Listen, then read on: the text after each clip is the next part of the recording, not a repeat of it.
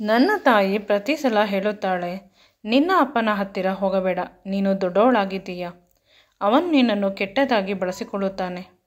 ನಾನು ಕೋಪಗೊಂಡು ಅಪ್ಪನ ಬಗ್ಗೆ ಕೆಟ್ಟ ಮಾತನ್ನು ಮಾತನಾಡಿದರೆ ಸರಿ ಇರುವುದಿಲ್ಲ ಅಂತ ಜಗಳ ಮಾಡಿದೆ. ಆಗ ಅಮ್ಮ ಹೇಳಿದ ಮಾತುಗಳನ್ನು ಕೇಳಿ ನಾನು ನಿಂತಿರುವನೆಲ್ಲ ಕುಸಿಯಬಾರದೆ ಅಂತ ಅನಿಸಿತು. ನನ್ನ ಅಪ್ಪ ಇಷ್ಟೊಂದು ಕೆಟ್ಟವನ? ನನ್ನ ಜೊತೆ ಈ ರೀತಿ ಮಾಡಿದ್ದಾನ? ಅಯ್ಯೋ! ನನ್ನ ಹೆಸರು ಶಿಲ್ಪ, ಅಪ್ಪ ಅಮ್ಮನ ಮುದ್ದಿನ ಮಗಳು. ನನಗೆ ಒಬ್ಬ ಪುಟ್ಟ ತಮ್ಮ ಇದ್ದಾನೆ. ಮನೆಯಲ್ಲಿ ನಾನೇ ರಾಜಕುಮಾರಿ. ನಾನು ಹೇಳಿದ ಹಾಗೆ ಅಪ್ಪ ಅಮ್ಮ ಕೇಳುವುದು. ನನ್ನದೇ ಸಾಮ್ರಾಜ್ಯ. ಕಷ್ಟ ಅಂದರೆ ಸ್ವಲ್ಪ ಕೂಡ ಗೊತ್ತಿಲ್ಲ, ಅಷ್ಟೊಂದು ಮುದ್ದಾಗಿ ಸಾಕಿದ್ದಾರೆ. ನನ್ನ ಅಜ್ಜಿ ತಾತ ಕೂಡ ನನ್ನನ್ನು ತುಂಬ ಪ್ರೀತಿ ಮಾಡುತ್ತಾರೆ. ಆದರೆ ತಮ್ಮನನ್ನು ಜಾಸ್ತಿ ಮಾಡುತ್ತಾರೆ ನನಗಿಂತ. ನಾನು ತುಂಬ ಚೆನ್ನಾಗಿ ಓದುತ್ತೇನೆ. ಸ್ಕೂಲಲ್ಲಿ ಕೂಡ ಟಾಪರ್. SSLC ಎಕ್ಸಾಮಲ್ಲಿ ಟಾಪರ್ ಆಗಿದ್ದೇನೆ. ಎಲ್ಲರಿಗೂ ನಾನೆಂದರೆ ತುಂಬ ಗೌರವ. ನಾನು ತುಂಬ ಚೆನ್ನಾಗಿ ಓದುತ್ತೇನೆ ಅಂತ. ಕಾಲೇಜಲ್ಲೂ ಕೂಡ ಸೈನ್ಸ್ ತೆಗೆದುಕೊಂಡೆ, ಚೆನ್ನಾಗಿ ಓದಬೇಕು ಅಂತ. ನನಗೆ ಕಷ್ಟ ಅಂದರೆ ಏನು ಅಂತ ಗೊತ್ತಿಲ್ಲ. ಮೊದಲೇ ಹೇಳಿದ್ದೇನೆ ಅಲ್ಲವೇ? ಆದರೆ ಇತ್ತೀಚಿನ ದಿನಗಳು ಸ್ವಲ್ಪ ಕಷ್ಟ ಅಂತ ಅನಿಸುತ್ತಿದೆ. ಕಾಲೇಜಲ್ಲಿ ಪ್ರತಿಯೊಬ್ಬರು ನನ್ನನ್ನು ಪ್ರಪೋಸ್ ಮಾಡುತ್ತಾರೆ. ನನಗಾಗಿ ರೋಸ್ಗಳನ್ನು ತರುತ್ತಾರೆ, ಗ್ರೀಟಿಂಗ್ ಕಾರ್ಡ್ಗಳನ್ನು.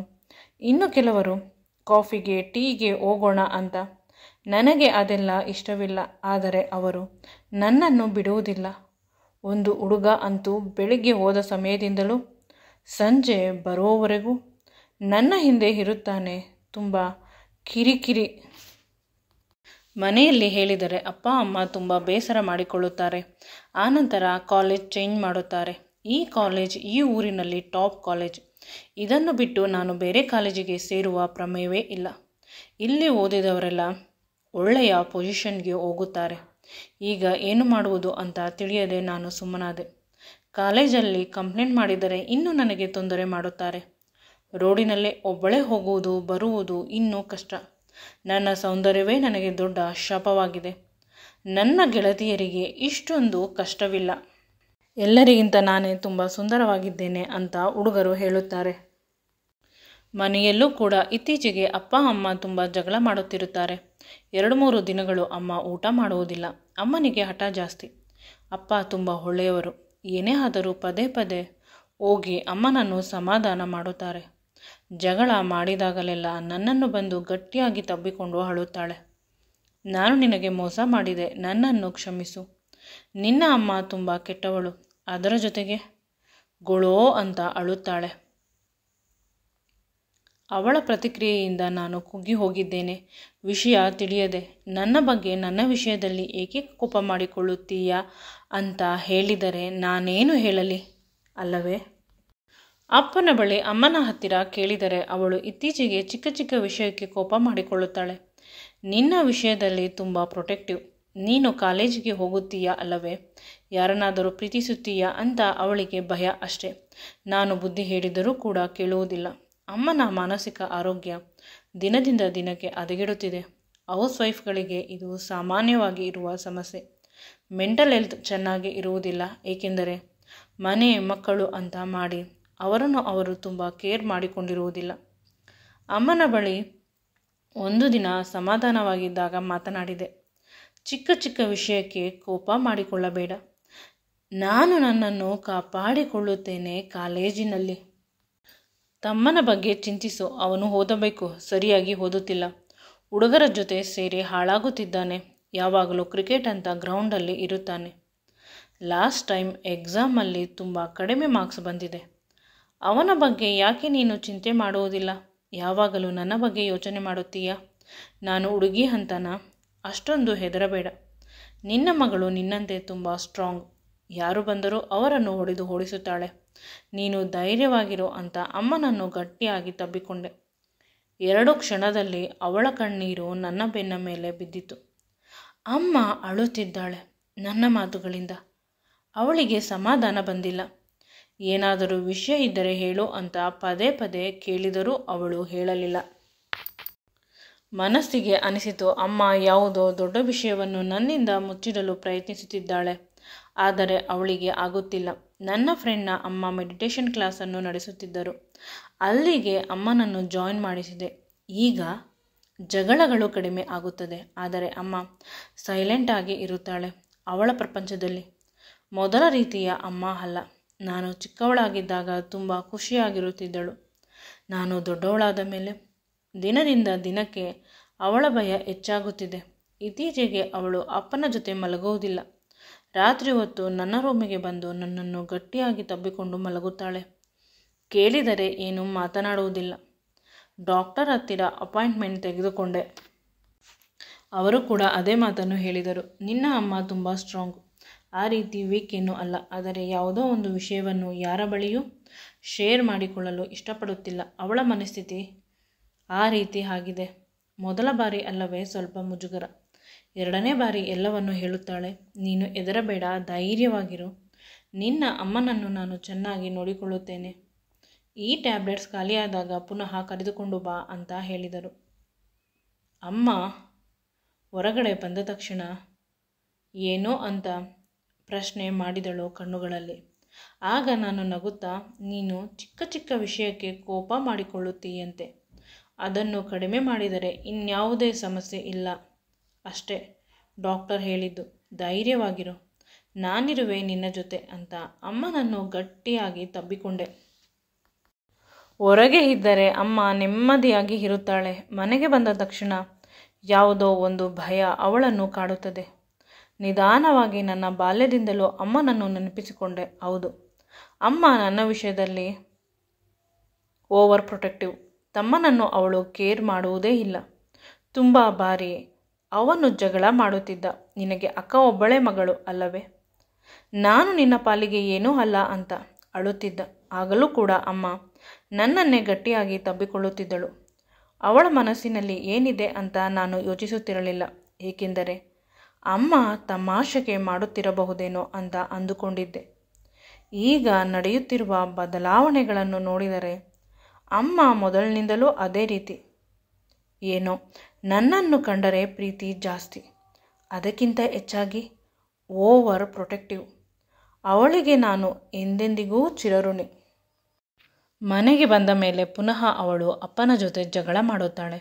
ನಿಧಾನವಾಗಿ ಅನಿಸಿತು, ಅಮ್ಮ ಏನೋ ಅಷ್ಟೊಂದು ದಡ್ಡಿ ಅಲ್ಲ. ಅವಳ ಮೆಂಟಲ್ ಹೆಲ್ತ್ ಆ ರೀತಿ ಹಾಳಾಗಿಲ್ಲ. ವಿಷಯ ಏನೋ ಇರಬೇಕು. ಅವರಿಬ್ಬರ ಮಾತುಗಳನ್ನು ಸಂಪೂರ್ಣವಾಗಿ ಕೇಳಿ ಆನಂತರ ನಿರ್ಧಾರಕ್ಕೆ ಬರುತ್ತೇನೆ. ಇಂದು ರಾತ್ರಿ ಕೂಡ ಅವರ ರೂಮಿನ ಬಾಗಿಲಿನ ಮುಂದೆ ನಿಂತಿದ್ದೆ. ಅಮ್ಮ, ಯಾವುದೇ ಕಾರಣಕ್ಕೂ ನನ್ನ ಮಗಳಿಗೆ ನೀವು ತೊಂದರೆ ಮಾಡಬಾರದು. ಅವಳು ನನ್ನ ಪ್ರಾಣ. ಅವಳು ಇಲ್ಲವಾದರೆ ನಾನು ಇರುವುದಿಲ್ಲ. ಅದಕ್ಕೆ ಅಪ್ಪ ಕೋಪಗೊಂಡು ಅವರ ಕೈಯಲ್ಲಿದ್ದ ಗಾಜಿನ ಲೋಟವನ್ನು ಕೆಳಗೆ ಎಸೆದರು. ಅದು ಅಮ್ಮನ ಮೈ ಮೇಲೆ ಬಿದ್ದಿತು. ಅದರ ಚೂರು. ಆಗ ಅವಳು ಕಿರುಚಿದಳು. ನಾನು ಸಡನ್ನಾಗಿ ಹೋಗಿ ಅಮ್ಮನನ್ನು ಆರೈಕೆ ಮಾಡಿದೆ. ಅಪ್ಪನ ಕಡೆ ತುಂಬ ಕೋಪದಿಂದ ನೋಡಿದೆ. ಅಪ್ಪ ರೂಮಿನಿಂದ ಹೊರಗೆ ಹೊರಟು ಹೋದರು. ಅಂದು ರಾತ್ರಿ ಅಮ್ಮನ ಜೊತೆ ಮಲಗಿದೆ. ಅಪ್ಪ ಹೊರಗೆ ಇದ್ದರು. ನನ್ನನ್ನು ಎದುರಿಸುವ ಶಕ್ತಿ ಅವರಿಗೆ ಇಲ್ಲ. ಬೆಳಿಗ್ಗೆ ಆದ ಮೇಲೆ ಅಮ್ಮನ ಬಳಿ ಕೇಳಿದೆ, ಏನಾಯಿತು ಅಮ್ಮ ಅಂತ. ಅಮ್ಮ ಅಳುತ್ತಾ ನನ್ನನ್ನು ತಬ್ಬಿಕೊಂಡು, ಏನೂ ಹೇಳಲು ಸಾಧ್ಯವಿಲ್ಲ, ಆದರೆ ಇಷ್ಟನ್ನು ಮಾತ್ರ ಹೇಳುತ್ತೇನೆ. ನಿನ್ನ ಅಪ್ಪನನ್ನು ನೀನು ಯಾವುದೇ ಕಾರಣಕ್ಕೂ ನಂಬಬೇಡ. ನಿನ್ನನ್ನು ಎಲ್ಲಾದರೂ ಕರೆದುಕೊಂಡು ಹೋಗುತ್ತೇನೆ ಅಂತ ಹೇಳಿದರೂ ಕೂಡ ಹೋಗಬೇಡ. ಅವನು ಸರಿಯಾದ ಮನುಷ್ಯನಲ್ಲ, ನಿನಗೆ ತೊಂದರೆ ಮಾಡುತ್ತಾನೆ. ಇಷ್ಟು ಮಾತ್ರ ನೀನು ನಂಬು. ಅಮ್ಮ, ಏನು ಹೇಳುತ್ತಿದ್ದೀಯ? ನನ್ನ ಅಪ್ಪ ಅಲ್ಲವೇ ಅಂದರೆ, ಸಮಯ ಬಂದಾಗ ಹೇಳುತ್ತೇನೆ. ಇಂದು ಆ ಮನುಷ್ಯ ಮನೆಯಲ್ಲಿ ಇದ್ದಾನೆ, ಕೇಳಿಸಿಕೊಂಡರೆ ಕಷ್ಟವಾಗುತ್ತದೆ ಅಂತ ಹೇಳಿ ಹೊರಟು ಹೋದಳು ಸ್ನಾನದ ಮನೆಗೆ. ನಾನು ತುಂಬ ವಿಷಯಗಳ ಬಗ್ಗೆ ಯೋಚನೆ ಮಾಡಿದೆ. ಆದರೆ ನನ್ನ ತಲೆಗೆ ಅಪ್ಪ ಅಮ್ಮ ನನ್ನ ವಿಷಯದ ಬಗ್ಗೆ ಏಕೆ ಜಗಳವಾಡುತ್ತಿದ್ದಾರೆ ನನಗೆ ಅರ್ಥವಾಗಿಲ್ಲ. ಅಪ್ಪನಿಗೆ ನಾನೆಂದರೆ ಪ್ರೀತಿ. ನನ್ನ ಮುದ್ದು ರಾಜಕುಮಾರಿ ಅಂತ ಯಾವಾಗಲೂ ನನ್ನನ್ನು ಹಗ್ ಮಾಡುತ್ತಾರೆ. ಅವರ ಅಪ್ಪುಗೆ ನನಗೆ ತುಂಬ ಕಂಫರ್ಟ್ನೆಸ್ ಕೊಡುತ್ತದೆ. ಆದರೆ ಅಮ್ಮ ಇತ್ತೀಚೆಗೆ ನಿನ್ನ ಅಪ್ಪ ನಿನ್ನನ್ನು ಹಾಗೆ ಮಾಡಿದರೆ ಮಾಡಿಸಿಕೊಳ್ಳಬೇಡ ಅಂತ ಹೇಳುತ್ತಾರೆ. ಅವರು ನನ್ನ ಅಪ್ಪ, ಅದರಲ್ಲೂ ಕೆಟ್ಟದ್ದು ಏನಿದೆ? ಇಂದು ಅಪ್ಪನ ಎದುರಿಗೆ ಸ್ಕೂಲಿಗೆ ಹೋಗುವ ರೀತಿ ಹೋದೆ, ಆದರೆ ಸ್ಕೂಲಿಗೆ ಹೋಗಲಿಲ್ಲ. ಹಿಂದಿನ ಬಾಗಿಲಿನಿಂದ ಮನೆಗೆ ಬಂದು ಅವಿತುಕೊಂಡೆ, ಯಾರೂ ನನ್ನನ್ನು ನೋಡದ ಜಾಗದಲ್ಲಿ. ಆಗ ಅಪ್ಪ ಅಮ್ಮ ಮಾತನಾಡುತ್ತಿದ್ದ ವಿಷಯಗಳನ್ನು ಕೇಳಿ ಬೆಚ್ಚಿಬಿದ್ದೆ. ಅಮ್ಮ ಅಪ್ಪನ ಕಾಲುಗಳನ್ನು ಹಿಡಿದುಕೊಂಡು, ಪ್ಲೀಸ್ ನನ್ನ ಮಗಳನ್ನು ಏನೂ ಮಾಡಬೇಡಿ. ಅವಳನ್ನು ನಾನು ತುಂಬ ಪ್ರೀತಿಸುತ್ತೇನೆ. ಬೇಕಾದರೆ ನಾವಿಬ್ಬರು ನಿಮ್ಮ ಬದುಕಿನಿಂದ ದೂರ ಹೊರಟು ಹೋಗುತ್ತೇವೆ. ಅವಳ ಬದುಕನ್ನು ಹಾಳು ಮಾಡಬೇಡಿ ಅಂತ ಕೇಳಿಕೊಳ್ಳುತ್ತಿದ್ದಾಳೆ. ಆದರೆ ಅಪ್ಪ, ನೀನು ಏಕೆ ಅಷ್ಟೊಂದು ಚಿಂತೆ ಮಾಡುತ್ತೀಯಾ? ನಾನು ಅವಳಿಗಿಂತ ಅತಿ ಹೆಚ್ಚು ವಯಸ್ಸಿನ ಮನುಷ್ಯನ ಜೊತೆ ಮದುವೆ ಮಾಡುತ್ತಿದ್ದೇನೆ. ನಮ್ಮ ಮಗ ಕುಳಿತುಕೊಂಡು ತಿನ್ನಬಹುದು, ಅಷ್ಟು ಕೊಡುತ್ತಾರೆ. ಅಂತಹುದರಲ್ಲಿ ಅವಳಿನ್ನು ಚಿಕ್ಕವಳು. ಅವಳಿಗಿಂತ 2 ವರ್ಷ ದೊಡ್ಡವನಾದರೆ ಸಾಕು ಹುಡುಗ. ಈ ರೀತಿಯ ಉಪಯೋಗಕ್ಕೆ ಬಾರದ ಮಾತುಗಳನ್ನು ಮಾತನಾಡಬೇಡ. ಮನಸ್ಸಿಗೆ ಬೇಸರ ಮಾಡಿಸಬೇಡ. ನೀನು ಏನು ಹೇಳಿದರೂ ಕೂಡ ನಿನ್ನ ಮಗಳು ಕೇಳುವುದಿಲ್ಲ. ಅವಳು ನಿಮ್ಮ ಮಗಳಲ್ಲದಿದ್ದರೂ ಇಷ್ಟು ವರ್ಷ ಸಾಕಿದ್ದೀರಾ. ಕೊನೆ ಪಕ್ಷ ಆ ಪ್ರೀತಿಗಾದರೂ ಅವಳನ್ನು ಸುಮ್ಮನೆ ಬಿಡಿ ಅಂತ ಕೇಳಿದಳು. ಆ ಮಾತಿನಿಂದ ನನಗೆ ತುಂಬ ಬೇಸರವಾಯಿತು. ಅವರು ನನ್ನ ಅಪ್ಪ ಅಲ್ಲವಾ? ಇನ್ನೂ ಅಲರ್ಟಾಗಿ ಅವರಿಬ್ಬರ ಮಾತುಗಳನ್ನು ಕೇಳಿಸಿಕೊಳ್ಳುತ್ತಿದ್ದೇನೆ. ನನ್ನ ಗಂಡ ನನಗೆ ಮೋಸ ಮಾಡಿ ಹೊರಟು ಹೋದ. ಆಗ ನೀವು ನನ್ನನ್ನು ನೋಡಿಕೊಂಡಿರಿ, ಒಂದು ಹೊಸ ಬದುಕನ್ನು ಕೊಟ್ಟಿರಿ. ನನ್ನ ಮೊದಲ ಗಂಡನ ಮಗಳೇ ಇವಳು. ತುಂಬ ಪ್ರೀತಿಯಿಂದ ನಿಮ್ಮ ಮಗಳ ರೀತಿ ಸಾಕಿದ್ದೀರಾ. ಈಗ 2 ವರ್ಷಗಳಿಂದ ಏಕೆ ಈ ರೀತಿ ಅವಳು ಬೇರೆಯವಳು ಅನ್ನುವ ರೀತಿ ಆಡುತ್ತಿದ್ದೀರಾ? ಅವಳ ಜೊತೆ ಇಂಟಿಮೇಟ್ ಆಗಲು ನೀವು ಟ್ರೈ ಮಾಡುತ್ತೀರಾ. ನಾನು ಅದನ್ನು ಗಮನಿಸಿದ್ದೇನೆ. ಪ್ಲೀಸ್ ಇದನ್ನೆಲ್ಲ ಬಿಟ್ಟುಬಿಡಿ. ನಿಮ್ಮ ಸ್ವಂತ ಮಗಳಂತೆ ಪ್ರೀತಿಸಿ ಸಾಕು. ಆಗ ಬುದ್ಧಿ ಇರಲಿಲ್ಲ. ಅದಕ್ಕೆ ಮದುವೆ ಆಗಿರುವವಳನ್ನು ಮದುವೆ ಆದೆ. ಯಾರಾದರೂ ಶ್ರೀಮಂತರ ಮನೆಯ ಹುಡುಗಿಯನ್ನು ಮದುವೆ ಆಗಿದ್ದರೆ ಇಷ್ಟರಲ್ಲಿ ನನ್ನ ಲೈಫ್ ಸೆಟಲ್ ಆಗುತ್ತಿತ್ತು. ನಿನ್ನನ್ನು ಮದುವೆಯಾದ ದಿನದಿಂದಲೂ ನನಗೆ ಕಷ್ಟವೇ. ನಿನ್ನನ್ನು, ನಿನ್ನ ಮಗಳನ್ನು, ನಿನ್ನ ಹೆತ್ತವರನ್ನು ನೋಡಿಕೊಳ್ಳಬೇಕು. ಅದರ ಜೊತೆಗೆ ನಿನ್ನ ಕಾಯಿಲೆಗಳು, ಇವುಗಳನ್ನೆಲ್ಲ ನೋಡಿಕೊಂಡು ಬಂದವನಿಗೆ ನಿನ್ನ ವಯಸ್ಸಿಗೆ ಬಂದ ಮಗಳ ಸೌಂದರ್ಯವನ್ನು ಸವಿಯುವ ಅವಕಾಶ ಇಲ್ಲವೇ? ನಾನು ತಾನೇ ಅವಳನ್ನು ಸಾಕಿದ್ದು. ಸ್ವಂತ ಮಗಳಾದರೆ ತಪ್ಪು, ಆದರೆ ನಾನು ಎಂದೂ ಕೂಡ ಅವಳನ್ನು ಮಗಳು ಅಂತ ಅಂದುಕೊಂಡಿಲ್ಲ. ಎಂದಾದರೂ ಒಂದು ದಿನ ಈ ರೀತಿಯ ಕೆಲಸಕ್ಕೆ ಬರುತ್ತಾಳೆ ಅಂತ ಅಂದುಕೊಂಡಿದ್ದೆ. ಈಗ ಬಂದಿದ್ದಾಳೆ. ನೀನು ಏನು ಹೇಳಿದರೂ ನಾನು ನಿನ್ನ ಮಾತನ್ನು ಕೇಳುವುದಿಲ್ಲ. ನಿನ್ನ ಮೊದಲ ಗಂಡ ಸಿಕ್ಕಿದ್ದ. ಅವನು ನಿನ್ನನ್ನು ಪ್ರೀತಿಸಿ ಮದುವೆ ಆಗಿದ್ದಾನಂತೆ. ಅವರ ಮನೆಯವರು ನೀನು ಅವಳ ಜೊತೆ ಇದ್ದರೆ ನಿನ್ನ ಹೆಂಡತಿಗೂ ಮತ್ತು ನಿನ್ನ ಮಗಳ ಪ್ರಾಣವನ್ನು ತೆಗೆಯುತ್ತೇವೆ ಅಂತ ಎದುರಿಸಿದ್ದಕ್ಕೆ ಅವನು ನಿನ್ನನ್ನು ಬಿಟ್ಟು ಹೊರಟು ಹೋದನಂತೆ. ಈಗ ನಿಮಗಾಗಿ ಎಲ್ಲ ಕಡೆ ಹುಡುಕಾಟ ನಡೆಸಿದ್ದಾನೆ ಅಂತ ಹೇಳಿದಾಗ ಅಮ್ಮ ಜೋರಾಗಿ ಅಳಲು ಶುರು ಮಾಡಿದಳು. ಏನೂ ಮಾತನಾಡದೆ ನಿರಂತರವಾಗಿ ಅಳುತ್ತಿದ್ದಾಳೆ. ಅಪ್ಪ ಚೆನ್ನಾಗಿ ಬೈದು ಅಮ್ಮನಿಗೆ ಹೊಡೆದು ಹೊರಟು ಹೋದ ಹೊರಗೆ. ನಾನು ಆಗ ಅಮ್ಮನನ್ನು ಸಮಾಧಾನ ಮಾಡಿದೆ. ನಾನು ಇರುವವರೆಗೂ ನೀನು ಚಿಂತಿಸಬೇಡ. ಈ ರಾಕ್ಷಸನಿಂದ ನಿನ್ನನ್ನು ಕಾಪಾಡುತ್ತೇನೆ. ನಿನ್ನ ಮಗಳನ್ನು ತುಂಬ ಚೆನ್ನಾಗಿ ಸಾಕಿದ್ದೀಯ ಅಮ್ಮ.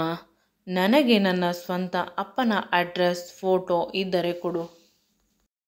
ಅವರು ನಮ್ಮ ಊರಿನ ಪಟೇಲನ ಮಗ. ನಾನು ಅವರ ಮನೆಯಲ್ಲಿ ಮನೆ ಕೆಲಸ ಮಾಡುತ್ತಿದ್ದೆ. ನೀವು ಶ್ರೀಮಂತರು, ನೀವು ಮೇಲ್ಜಾತಿಯವರು, ನಮಗೂ ನಿಮಗೂ ಹೊಂದಾಣಿಕೆ ಇಲ್ಲ ಅಂತ ಎಷ್ಟು ಹೇಳಿದರೂ ಅವರು ಕೇಳಲಿಲ್ಲ. ಅವರೇ ಮೇಲೆ ಬಿದ್ದು ಮದುವೆ ಆದರು. ನಂತರ ಅವರ ಮನೆಯಲ್ಲಿ ಒಪ್ಪಲಿಲ್ಲ. ಮಕ್ಕಳಾದ ಮೇಲೆ ಒಪ್ಪುತ್ತಾರೆ ಅಂತ ಬೇಗ ಮಕ್ಕಳನ್ನು ಮಾಡಿಕೊಂಡೆ. ನೀನು ಹುಟ್ಟಿದ ವಾರಕ್ಕೆ ಅವರು ನನ್ನನ್ನು ಬಿಟ್ಟು ಹೊರಟು ಹೋದರು. ಅಂದಿನಿಂದ ಇಲ್ಲಿಯವರೆಗೂ ಆ ಪ್ರಶ್ನೆಗೆ ಉತ್ತರ ಸಿಕ್ಕಿರಲಿಲ್ಲ. ಈಗ ಸಿಕ್ಕಿತು. ನಾನು ಇನ್ನೂ ಸ್ವಲ್ಪ ದಿನ ನನ್ನ ಮೊದಲ ಗಂಡನಿಗಾಗಿ ಕಾಯಬೇಕಿತ್ತೇನೋ ಅಲ್ಲವೇ? ನಿನಗೆ ಕೊನೆ ಪಕ್ಷ ನಿಜವಾದ ಅಪ್ಪನ ಪ್ರೀತಿ ಸಿಗುತ್ತಿತ್ತು. ಈ ಕಾಮುಕನಿಂದ ರಕ್ಷಣೆ ಸಿಗುತ್ತಿತ್ತೇನೋ ಅಂತ ಇನ್ನೂ ಅಳುತ್ತಿದ್ದಳು. ನಾನು ಅವಳ ಬಟ್ಟೆಗಳನ್ನು ಪ್ಯಾಕ್ ಮಾಡಿದೆ. ಅಮ್ಮನ ಊರಿಗೆ ಹೋದೆವು. ಅಮ್ಮ ಬೇಡ ಅಂತ ಹೇಳಿದರು. ಈ ಅಪ್ಪನಿಗೆ ಹೆದರಿಕೊಂಡು ಅವಳ ಮಾತನ್ನು ನಾನು ಕೇಳಲಿಲ್ಲ. ತಮ್ಮನನ್ನು ಕೂಡ ಕರೆದುಕೊಂಡು ಹೋದೆ. ಅಮ್ಮನವರು ಊರು ತುಂಬ ಚಿಕ್ಕದು, ಆದರೂ ಕೂಡ ತುಂಬ ಸುಂದರವಾಗಿದೆ. ಆ ಊರಿನಲ್ಲಿ ದೊಡ್ಡ ಮನೆ ಅಂತ ಇದ್ದರೆ ಅದು ನನ್ನ ಅಪ್ಪನದೇ ಅಂತ ಅನಿಸುತ್ತದೆ. ನೋಡಿ ಶಾಕ್ ಆಯಿತು. ಅಪ್ಪ ತೋಟದ ಹತ್ತಿರ ಹೋಗಿದ್ದರು. ಅವರು ಬರುವವರೆಗೂ ಅಲ್ಲೇ ಇದ್ದ ಜಗುಲಿಯ ಮೇಲೆ ಕಾಯುತ್ತಾ ಕುಳಿತೆವು ಅವರಿಗಾಗಿ. ನನ್ನ ಕಣ್ಣುಗಳು ತುಂಬ ಕಾಯುತ್ತಿವೆ, ನನ್ನ ಅಪ್ಪ ಹೇಗಿದ್ದಾರೆ ಅಂತ. ಅಮ್ಮ ದಾರಿಯುದ್ದಕ್ಕೂ ನನ್ನ ಅಪ್ಪನ ಬಗ್ಗೆ ವರ್ಣನೆ ಮಾಡುತ್ತಾ ಬರುತ್ತಿದ್ದಳು. ಅಪ್ಪ ನೋಡಲು ನನ್ನ ಹಾಗೆ ಇದ್ದಾರಂತೆ. ಅವರದೇ ಗುಣ ಸ್ವಭಾವಗಳನ್ನು ಹೊಂದಿದ್ದೀಯಾ ಅಂತ ಹೇಳಿದರು. ತುಂಬ ದೂರದಿಂದ ಬರಬೇಕಾದಾಗಲೇ ನನಗೆ ಅರ್ಥವಾಯಿತು ಅವರು ನನ್ನ ಅಪ್ಪನೇ ಅಂತ. ಎತ್ತರವಾದ ಮನುಷ್ಯ, ತುಂಬ ಫಿಟ್ ಆಗಿದ್ದಾರೆ. ಬಿಳಿಯ ಶರ್ಟು ಮತ್ತು ಪ್ಯಾಂಟನ್ನು ಹಾಕಿದ್ದಾರೆ. ಅವರು ರೈತನ ರೀತಿ ಕಾಣುತ್ತಿಲ್ಲ, ಯಾವುದೋ ಒಂದು ದೊಡ್ಡ ಕಂಪನಿಯ ಬಾಸ್ ರೀತಿ ಇದ್ದಾರೆ. ಹತ್ತಿರ ಬರುತ್ತಿದ್ದಂತೆ ನನಗೆ ಅನಿಸಿತು, ನಿಜವಾಗಲೂ ಅವರು ನನ್ನ ರೀತಿ ಇದ್ದಾರೆ ಅಂತ. ಅಮ್ಮ ನಿಧಾನವಾಗಿ ಅವರ ಮುಂದೆ ಬಂದಳು. ಅಮ್ಮನನ್ನು ನೋಡಿ ಅಪ್ಪ ಅವರ ನಡಿಗೆಯನ್ನು ಇನ್ನೂ ಸ್ಪೀಡ್ ಮಾಡಿದರು. ಅಮ್ಮನ ಹತ್ತಿರ ಬಂದು ಅಮ್ಮನನ್ನು ನೋಡಿ ನೀನು ಎಲ್ಲಿ ಇದ್ದೆ ಇಷ್ಟು ದಿನ ಅಂತ ಜೋರಾಗಿ ಅಳುತ್ತಾ ಅಮ್ಮನನ್ನು ಗಟ್ಟಿಯಾಗಿ ತಬ್ಬಿಕೊಂಡರು. ಅವಳ ಕೆನ್ನೆಗೆ ಮುತ್ತನ್ನು ಕೊಟ್ಟರು. ನಿನ್ನನ್ನು ಬಿಟ್ಟು ನನ್ನ ಕೈಯಲ್ಲಿ ಇರಲು ಸಾಧ್ಯವಾಗುತ್ತಿಲ್ಲ. ಪ್ರತಿದಿನ ಸತ್ತು ಬದುಕುತ್ತಿದ್ದೇನೆ ಅಂತ ಅಪ್ಪ ಹೇಳಿದರು. ಅಮ್ಮ ಏನೂ ಮಾತನಾಡದೆ ಅಳುತ್ತಿದ್ದಳು. ದಾರಿ ಉದ್ದಕ್ಕೂ ಅಮ್ಮ ಅವಳ ವಿಷಯವನ್ನು ನನಗೆ ಹೇಳಿದಳು. ಅದನ್ನೇ ಅಪ್ಪನಿಗೆ ಹೇಳಿದೆ. ನೀವು ಹೋದ ಮೇಲೆ ನಿಮ್ಮ ಗೆಳೆಯ ಅವನೆಂದೂ ಬರುವುದಿಲ್ಲ. ಅವರ ಅಪ್ಪ ಅಮ್ಮನ ಬಳಿ ಸೇರಿಕೊಂಡಿದ್ದಾನೆ ಅಂತ ಹೇಳಿ ಅಮ್ಮನನ್ನು ಮದುವೆ ಆದರು. ಅವರ ಮಗನೇ ಇವನು, ನನ್ನ ಪುಟ್ಟ ತಮ್ಮ. ಆದರೆ ನಾನು ನಿಮ್ಮ ಅಂತ ಹೇಳಲು ಹೋಗಿ ನನ್ನ ಕಣ್ಣುಗಳಲ್ಲಿ ನೀರು ಬಂತು. ಅಷ್ಟರಲ್ಲಿ ಅಪ್ಪ ನನ್ನ ಕೈಗಳನ್ನು ಹಿಡಿದುಕೊಂಡು ಕಣ್ಣಿಗೆ ಹೊತ್ತಿಕೊಂಡರು. ನನ್ನ ಪುಟ್ಟ ಬಂಗಾರ, ಇಷ್ಟು ದೊಡ್ಡವಳಾಗಿದ್ದೀಯ. ನಿನ್ನನ್ನು ಸಾಕಬೇಕಿತ್ತು. ನಿನ್ನ ಬೆಳವಣಿಗೆಯನ್ನು ನಾನು ನೋಡಬೇಕಿತ್ತು. ಆದರೆ ದುರಾದೃಷ್ಟವಂತ, ಇಷ್ಟೊಂದು ಆಸ್ತಿ ಇಟ್ಟುಕೊಂಡು ನಾನು ಅನಾಥನಾದೆ ಅಂತ ಅಪ್ಪ ಇನ್ನೂ ಜೋರಾಗಿ ಅಳಲು ಶುರು ಮಾಡಿದರು. ಕಣ್ಣಿಗೆ ಕಾಣದ್ದು ಕರುಳಿಗೆ ತಿಳಿಯುತ್ತದೆ ಅಲ್ಲವೇ? ಅಪ್ಪ ನನ್ನನ್ನು, ಅಮ್ಮ ಮತ್ತು ನನ್ನ ಪುಟ್ಟ ತಮ್ಮನನ್ನು ಅವರ ಸುಂದರವಾದ ಭವ್ಯವಾದ ಅರಮನೆಗೆ ಕರೆದುಕೊಂಡು ಹೋದರು. ಅಲ್ಲಿ ನಮ್ಮನ್ನು ಚೆನ್ನಾಗಿ ನೋಡಿಕೊಂಡರು. ಈ ಮಧ್ಯೆ ಊರಿನ ಜನಕ್ಕೆಲ್ಲ ಅಪ್ಪ ತಿಳಿಸಿದರು. ಇವರು ನನ್ನ ಹೆಂಡತಿ ಮಕ್ಕಳು ಪೇಟೆಯಲ್ಲಿ ಇದ್ದರು. ಅಪ್ಪ ಅಮ್ಮನ ಭಯಕ್ಕಾಗಿ ನಾನು ಅಲ್ಲಿ ಇರಿಸಿದ್ದೆ ಅಂತ ಸುಳ್ಳು ಹೇಳಿದರು. ಊರಿನ ಜನರೆಲ್ಲರೂ ನಮ್ಮನ್ನು ಒಪ್ಪಿಕೊಂಡರು. ನಾವು ಆ ಊರಿನ ಆ ಮನೆಯ ಭಾಗ ಅಂತ. ನನ್ನ ಅಮ್ಮನ ಎರಡನೇ ಗಂಡ ಬಂದು ತೊಂದರೆ ಮಾಡಲು ಶುರು ಮಾಡಿದರು. ಆದರೆ ಅಪ್ಪ ಒಂದು ಇನ್ಫ್ಲೂಯೆನ್ಸ್ ಇರುವ ಮನುಷ್ಯರಾಗಿದ್ದರು ಸಮಾಜದಲ್ಲಿ. ಆದ್ದರಿಂದ ನನ್ನ ಎರಡನೇ ಅಪ್ಪನನ್ನು ಜೈಲಿಗೆ ಕಳಿಸಿದರು, ಯಾವುದೋ ಒಂದು ಕೇಸ್ ಮೇಲೆ. ಈಗ ನಮಗೆ ಯಾರ ಭಯವೂ ಇಲ್ಲ, ಏಕೆಂದರೆ ನನ್ನ ಅಪ್ಪ ನಿಜವಾಗಲೂ ಸೂಪರ್ ಹೀರೋ. ಏನೇ ಸಮಸ್ಯೆ ಇದ್ದರೂ ಬಹಳ ಬೇಗ ಪರಿಹರಿಸುತ್ತಾರೆ. ನಾನು ಚಿಕ್ಕವಳಾದ ದಿನದಿಂದಲೂ ಕೂಡ ಅಮ್ಮನ ಮುಖದಲ್ಲಿ ಒಂದು ಭಯ ನೋಡಿದ್ದೆ. ಆದರೆ ಈಗ ಆ ಭಯ, ಆತಂಕ ಏನೂ ಇಲ್ಲ. ಅಮ್ಮ ಯಾವಾಗಲೂ ಖುಷಿಯಾಗಿ ಇರುತ್ತಾಳೆ. ಇದೆಲ್ಲ ನನ್ನ ಅಪ್ಪನಿಂದ ಮಾತ್ರ ಸಾಧ್ಯವಾಗಿದ್ದು. ಇಡೀ ಮನೆಯ ಜವಾಬ್ದಾರಿಯನ್ನೇ ಅಪ್ಪ ಅಮ್ಮನ ಕೈಗೆ ಕೊಟ್ಟರು. 6 ತಿಂಗಳ ಹಿಂದೆ ಅಪ್ಪ ಅಮ್ಮ ಸತ್ತು ಹೋದರಂತೆ. ಅಂದಿನಿಂದ ಅಪ್ಪ ನಮಗಾಗಿ ಹುಡುಕಾಟ ನಡೆಸಿದ್ದಾರೆ. ಏಕೆಂದರೆ ಅವರುಗಳು ಇರುವವರೆಗೂ ನಮ್ಮನ್ನು ಈ ಮನೆಗೆ ಸೇರಿಸುತ್ತಿರಲಿಲ್ಲವಂತೆ. ಕೊನೆಗೂ ಕೂಡ ಅಪ್ಪ ಮತ್ತು ಅಮ್ಮ ಒಂದಾಗಲು ಇಷ್ಟು ವರ್ಷಗಳೇ ಬೇಕಾಗಿತ್ತು. ನನ್ನ ಪುಟ್ಟ ತಮ್ಮನನ್ನು ಅಪ್ಪ ತನ್ನ ಸ್ವಂತ ಮಗನಂತೆ ಸಾಕುತ್ತಿದ್ದಾರೆ. ಈ ಸುಂದರವಾದ ಬದುಕಿನ ಪಯಣ ನಿರಂತರವಾಗಿ ಸಾಗುತ್ತಿದೆ, ನಿಲ್ಲದೆ. ಈ ವಿಡಿಯೋ ನಿಮಗೆ ಇಷ್ಟವಾಗಿದ್ದಲ್ಲಿ ನನ್ನ ಚಾನಲನ್ನು ಲೈಕ್ ಮಾಡಿ, ಶೇರ್ ಮಾಡಿ ಮತ್ತು ಸಬ್ಸ್ಕ್ರೈಬ್ ಮಾಡಿ. Thank you.